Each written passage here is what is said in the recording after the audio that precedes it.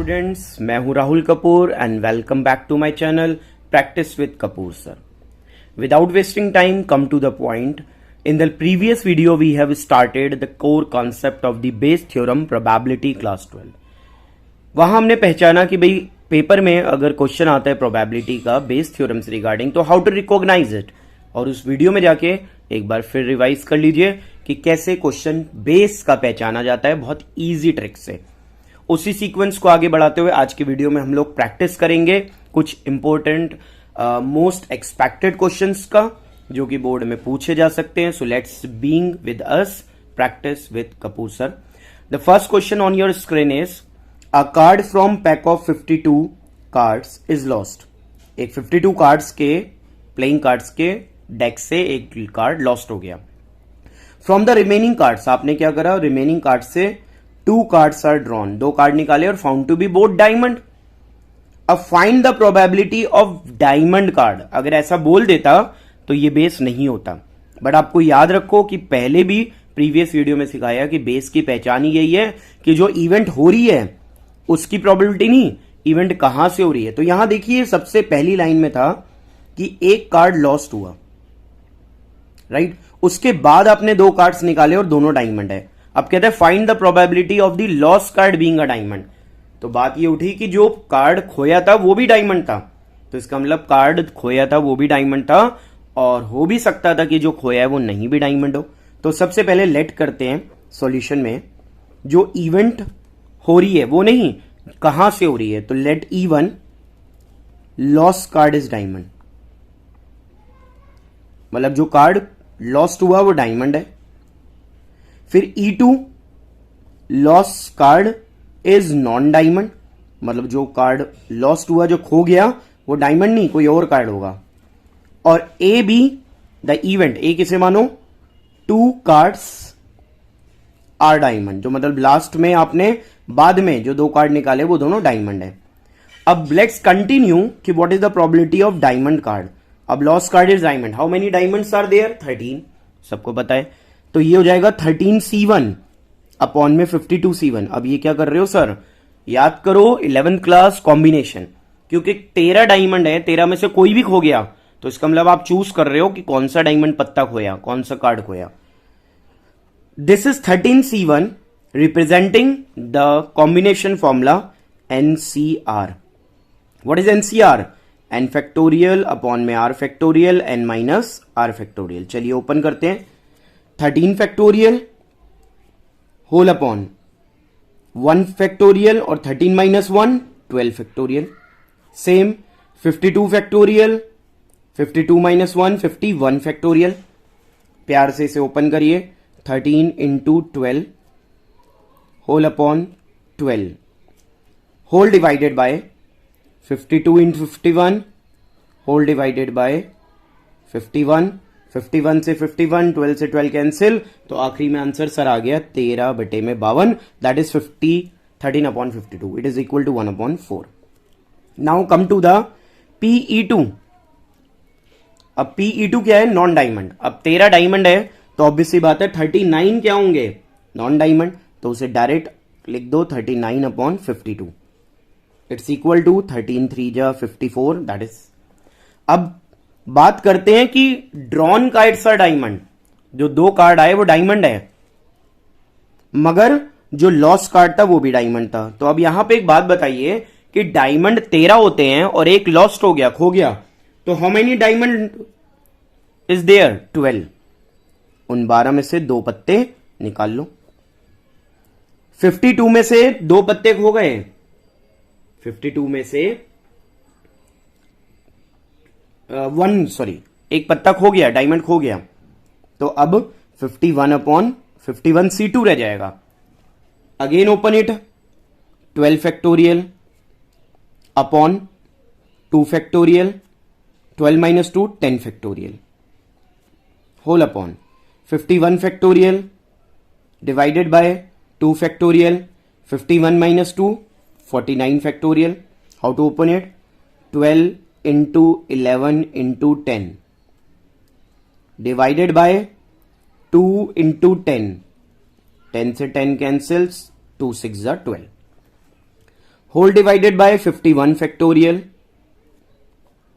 2 factorial 50 minus that is 49। तो 51 को लिख दो 51 इंटू 50 इंटू 49, ताकि 49 से 49 कैंसिल हो जाए।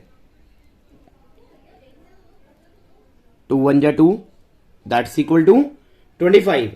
Now you can say that यहां पे बचा बेटा 6 into 11 whole divided by, it is whole divided by 51 into 25।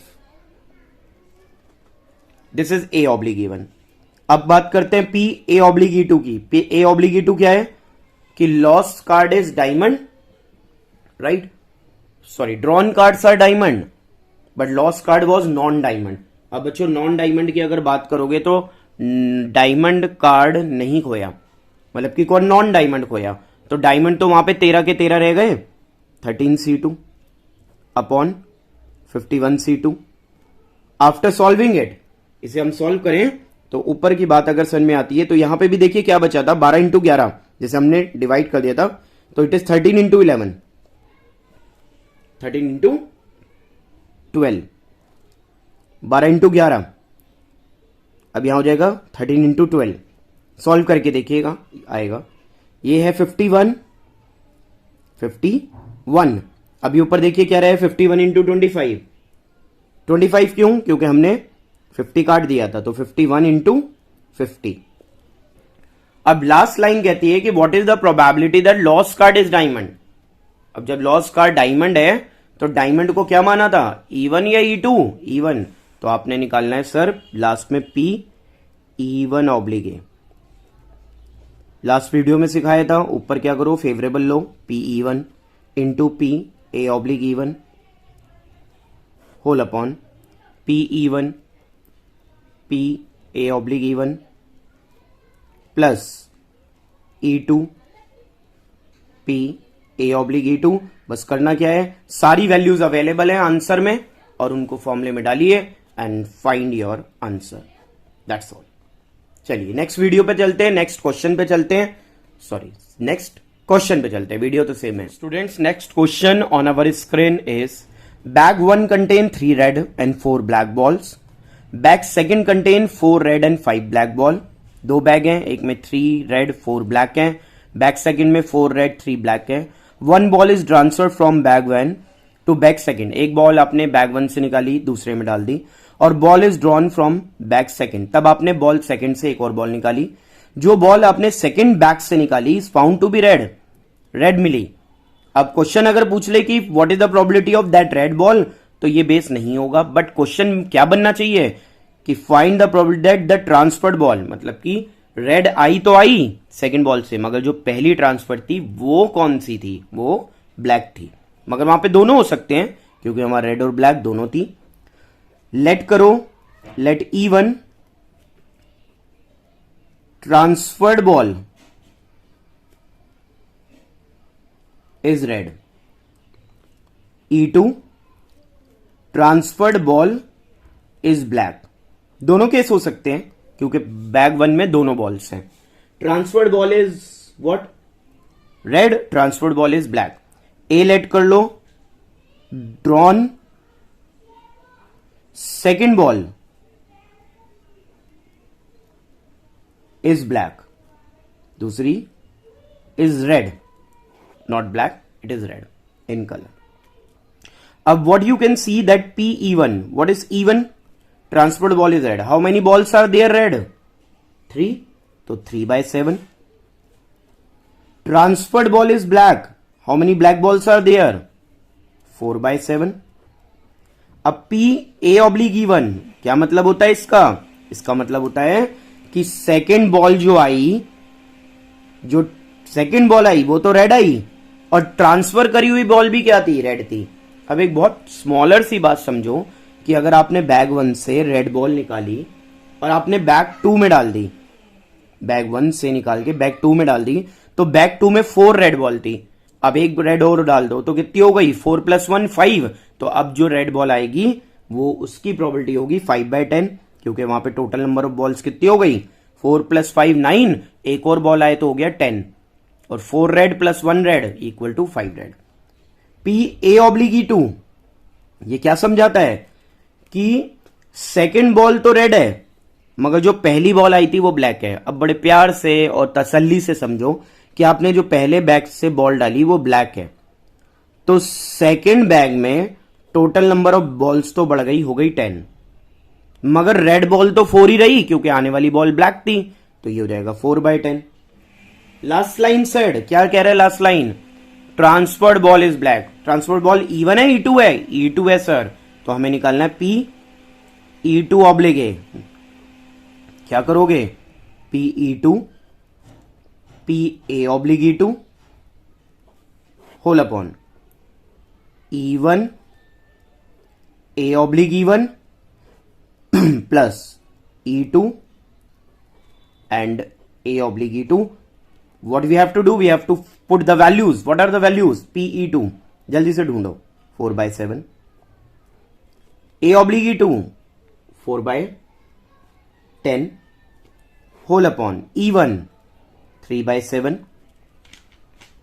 multiply A oblique E1 5/10 plus E2 4/7 into 4/10. Now what you have to do? You have to take common, you have to take LCM and find your answer. बच्चों answer छोड़ने का reason सिर्फ यही है, be in touch with studies. Question को अपने आप solve करोगे, पेपर में रिलैक्स रहोगे, सीख कितना भी लो, but you have to do practice of it. तो keep on watching, this question also is an important question. चलते हैं नेक्स्ट क्वेश्चन की तरफ और करते हैं next question. Next question on our screen is, and it is also an important question. सारे आप लोगों को बेस थ्योरम के एनसीईआरटी और एक्स्ट्रा इंपॉर्टेंट क्वेश्चंस करा रहा हूं, मोस्ट एक्सपेक्टेड है, कॉन्सेप्ट भी आ जाएगा और इंपॉर्टेंट भी कर जाओगे लास्ट मोमेंट में। Assume that chance of patient having heart attack, एक इंसान को हार्ट अटैक होने के चांस है 40%।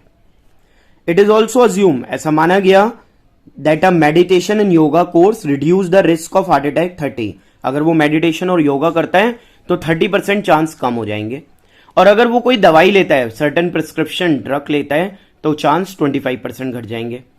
A person chosen at any time and he has taken 2 option equal, उसने क्या करा, दोनों इक्वली इन ऑप्शन को ले सकता है, या तो मेडिटेशन योगा कर सकता है या फिर दवाई खा सकता है, बट एक टाइम में उसे एक ही प्रिस्क्रिप्शन, एक ही काम को करना है, या तो योगा मेडिटेशन करे या दवाई खाए।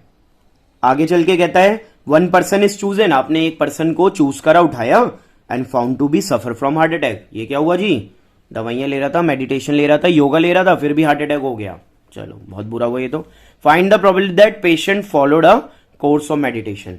कहता है ये प्रोबेबिलिटी निकालो कि वो हार्ट अटैक हुआ, ये नहीं, हार्ट अटैक हुआ मगर मेडिटेशन इन योगा कर रहा था।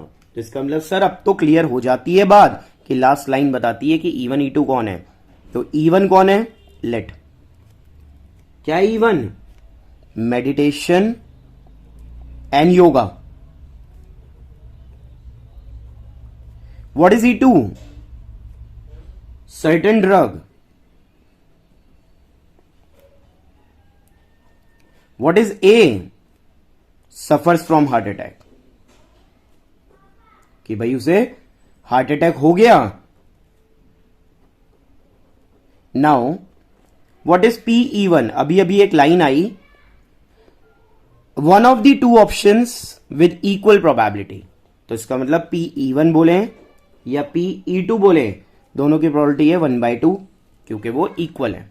अब PA ऑब्लिक E1 का मतलब होता है कि पर्सन को हार्ट अटैक आया और वो कर रहा था मेडिटेशन योगा। क्वेश्चन ने तो हमें यह बताया कि मेडिटेशन योगा करोगे तो 30% चांस कम होंगे। बच्चों चांस कम होंगे, क्या कम हुए? नहीं, क्वेश्चन में तो चांस बढ़ गए, रिवर्स हो गया। और यही इस क्वेश्चन का सॉल्व है कि उसे हार्ट अटैक हो गया। तो यहां तो बात ये आई कि हार्ट अटैक होने की प्रोबेबिलिटी थी 40%, दैट इज 0.4। हार्ट अटैक कम नहीं हुआ, 30% कम होना था, 70% बढ़ गया, 70%। तो 0.40 into 0.7 that is equal to 0.28। दूसरी तरफ PA oblique E2, heart attack हुआ कब? जब दवाई खा रहा था, सर्टेन ड्रग्स लेने पे चांसेस कम होने थे 25%, हुए? नहीं हुए सर। समझ में आई एक बात कि 40 का 75%, क्योंकि चांसेस बढ़ गए, घटे नहीं। अगर घट रहे थे 25%, तो बढ़ रहे हैं इसका मतलब 75%। इसको मल्टीप्लाई करें 457 0.30। Now last line said what is the probability that he has taken yoga और मेडिटेशन। तो आपको अब तक तो पता चल गया कि सर हमें निकालना है yoga meditation, P A oblique E one क्या करते हैं, P E one into A oblique E one whole divided by E one A oblique E one plus E2 whole divide multiply by A oblique E2। Value डालिएगा, answer निकालिएगा। Keep on watching and learn the questions, it's an important also.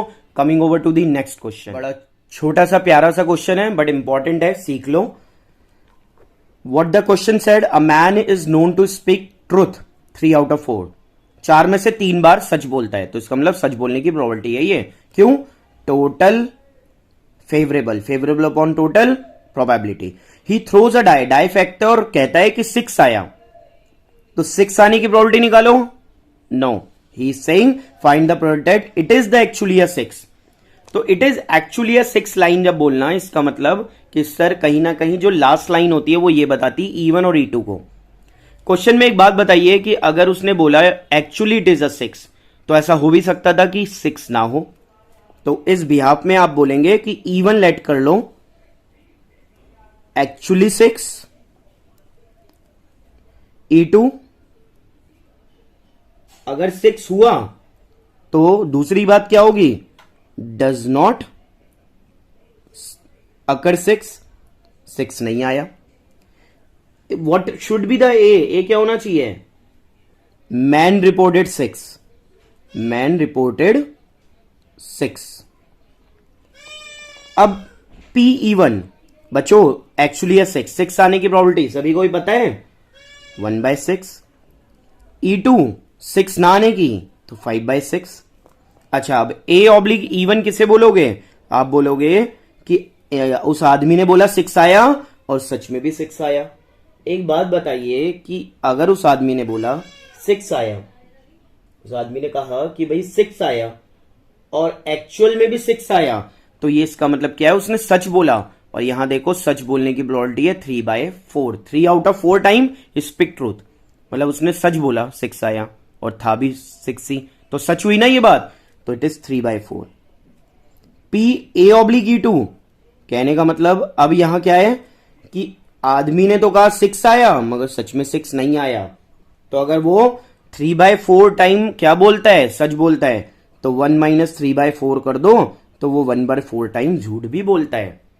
Last line क्या कहती है, it is actually a 6। What is actually a 6, E1 oblique में क्या रखते हो, A, क्या करोगे, E1 into A oblique E1 whole upon E1 A oblique E1 plus E2 A oblique E2। You have to just what? Keep the values.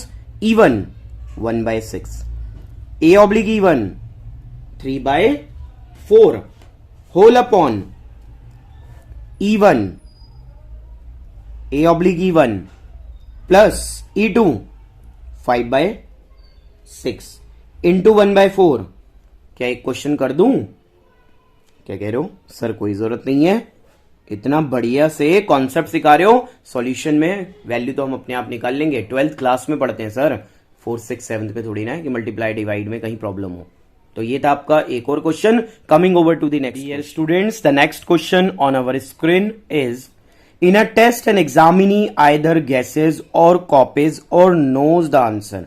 मतलब यहां पे अब 3 बातें आ रही हैं कि एक एग्जामिनेशन में एग्जामिनी गेस करता है, चीटिंग करके कॉपी करता है, या knows the answer in MCQ test. Probability he gives guess 1/3, अगर वो आंसर गेस करता है 1/3 है। इफ ही कॉपीज 1/6 है। The probability that his answer is correct, क्या प्रोबेबिलिटी कि उसका आंसर क्या है बेटा, करेक्ट है। दैट ही कॉपीड इज 1/8, मतलब कि अगर उसने आंसर कॉपी किया और आंसर सही निकला तो उसकी probability 1/8। Find the probability that he new the answer given that the answer is correct. तो फिर से वही बात आ गई कि आंसर करेक्ट है मगर वो आंसर जानता था। तो यहां पे एक नहीं, दो नहीं, तीन है, गैसेस, कॉपेज और आंसर। तो लेट करेंगे क्या, E1 he guesses, E2 he copied, E3 he knows the answer. A क्या होगा, simple sir, answer is correct. Question में गिवन है ही गैसेस 1/3 एंड ही कॉपेज 1/6। तो आपके पास PE1 गैसेस 1/3, ही कॉपेज E2 1/6। अब बात आती है E3 की। तो बेटा याद रखो E1 E2 E3 सबका सम कितना होता है, 1 होता है। तो हम अगर 1 में से 1/3 और 1/6 ऐड करके सॉल्व करें तो 6 3 दैट इज इक्वल टू 1/2 करके देख लीजिएगा। PE3 कितना आ जाएगा, 1/2।